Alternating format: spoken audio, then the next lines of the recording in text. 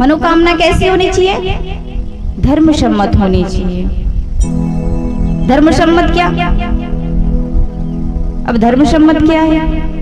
कभी कभी होता है कि लोग अपनों से नहीं दूसरों से ज्यादा परेशान हैं।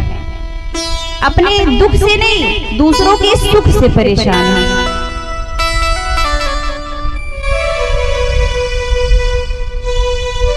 लोग अपने दुख से नहीं दूसरों के सुख से परेशान है कि वो सुखी क्यों है, मैं क्यों सुखी नहीं हूं।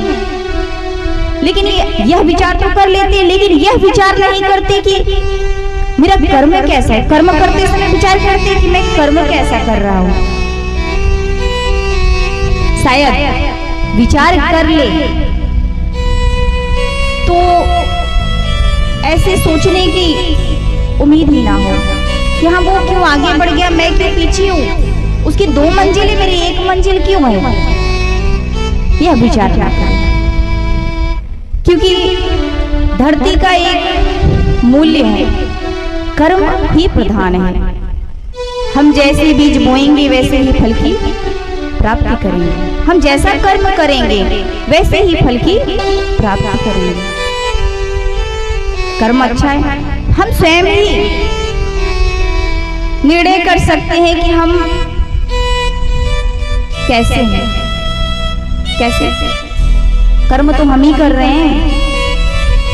जब हम विचार करके कर्म करेंगे तो अधर्म पे ही चल ही नहीं पाएंगे। जैसा कि मैंने कल बताया था ना कि कार्य कुछ भी करिए नजरे ठाकुर जी पे बनाए रखिए। ऐसा नहीं है, ठाकुर जी इशारा करते हैं कि आप अधर्म के मार्ग पर हो। भगवान इशारा करते हैं कि आप अधर्म के मार्ग पर हैं, परंतु इस इशारे को हम समझते नहीं, और कह लीजिए समझते हैं पर समझना चाहते नहीं।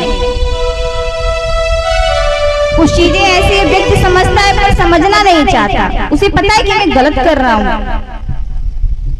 व्यक्ति को पता होता है कि मैं गलत, मेरा कदम गलत है, मेरा आचरण गलत है, मेरा व्यवहार गलत है, फिर भी वो करता है।